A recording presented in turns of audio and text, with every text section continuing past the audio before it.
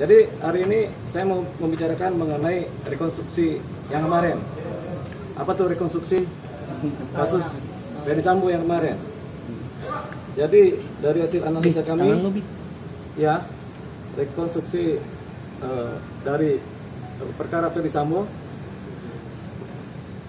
sebenarnya berjalan baik, tapi kemudian menjadi cacat karena ada keadilan masyarakat, rasa keadilan masyarakat yang dilanggar, yaitu adalah tidak diperbolehkannya pengacara korban untuk mengikuti proses rekonstruksi, padahal pengacara korban adalah punya hubungan hukum dengan perkara Ferdy Sambo, sehingga mereka secara pro justisia seharusnya dilibatkan. Jadi selain pengacara korban, pengacara tersangka, jaksa bisa dilibatkan dalam proses rekonstruksi. Persoalannya mereka dilarang oleh Dirtipidum Pandirian, dan ini adalah suatu kecelakaan sejarah. Karena apa? Karena sebenarnya rekonstruksi itu berlaku dan boleh umum untuk menonton rekonstruksi atau melihat rekonstruksi. Di mana-mana rekonstruksi boleh dilihat oleh siapapun juga. Kalau kemudian persoalannya adalah menimbulkan kerumunan, bisa dibatasi, tapi tetap pengacara korban sebagai yang memiliki hubungan hukum dengan perkara ini harus dilibatkan. Kalau kata Dirtipidum Pandirian bahwasanya tidak ada ketentuannya, saya akan jawab bahwasanya kalau ketentuan tidak ada, kita kembali kepada rasa keadilan masyarakat yang berlaku. Jadi disinilah cacatnya rasa keadilan masyarakat ini kemudian diabaikan oleh Dirtipidum, sehingga menimbulkan cacat secara rasa keadilan masyarakat. Apakah kemudian rekonstruksi ini bisa berlaku? Jawabannya bisa-bisa saja.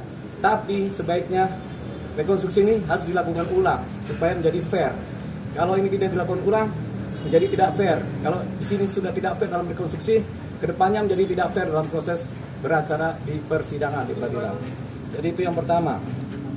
Yang kedua adalah persoalan Putri siapa? Chandrawati.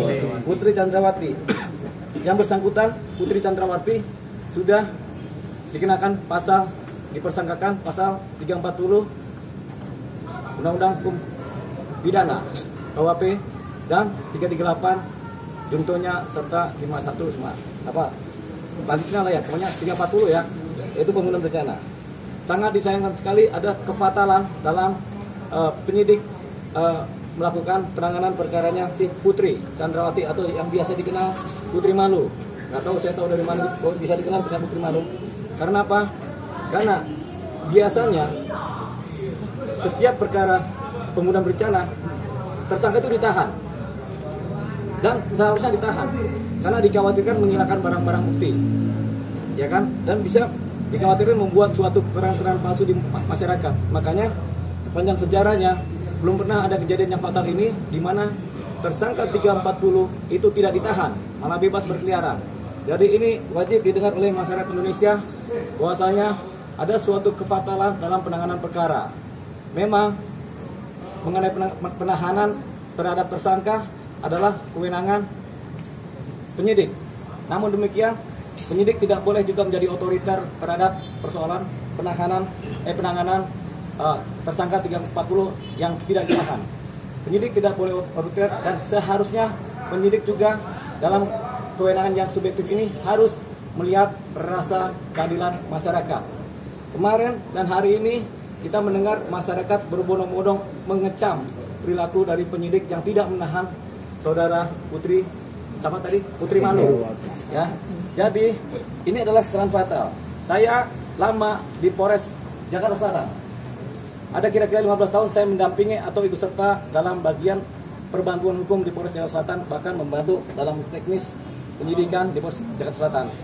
Tidak pernah sekalipun tersangka 340 yang sudah dipersangkakan, yaitu perbuatan pidana pembunuhan berencana, itu yang kemudian bebas berkeliaran.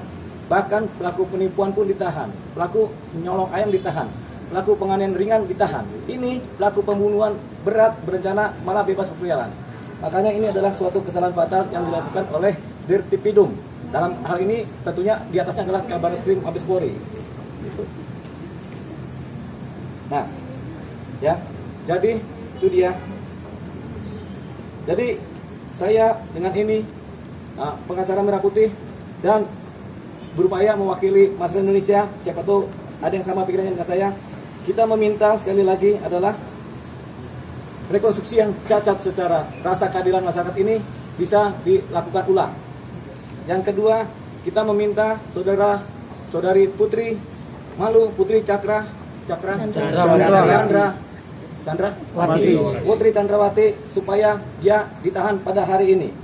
Yang ketiga, atas kesalahan-kesalahan fatal yang diduga dilakukan oleh Kabareskrim maupun Dirtipidum di mana tidak melakukan penahanan terhadap Putri, kemudian juga kesalahan-kesalahan di mana ada cacat dalam proses rekonstruksi saudara perkaranya Sambo, di mana rasa keadilan masyarakat ini kemudian terluka, di mana si pengacara korban tidak boleh menghadiri rekonstruksi, maka ini adalah mengarah kepada peradilan sesat, ya.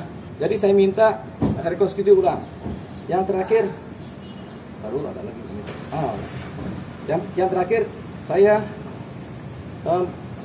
meminta yaitu Presiden Jokowi, yang kedua Menko Polhukam Bapak Mahfud MD, yang ketiga Kapolri dan Wakapolri, ya kan, supaya mereka kemudian menganalisa kinerja dari Kabareskrim dan Dirtipidum yang tampaknya kelihatannya melakukan proses penyidikan yang tidak berdasarkan hukum, sehingga supaya ini menjadi clear, saya meminta mudah-mudahan atas nama dari wakil dari masyarakat Indonesia juga meminta supaya Kabareskrim maupun Dirtipidum di-off-kan sementara, diganti yang baru supaya penyidikan bisa berjalan baik. Artinya apa-apa yang menjadi celah-celah kesesatan penyidikan bisa diatasi.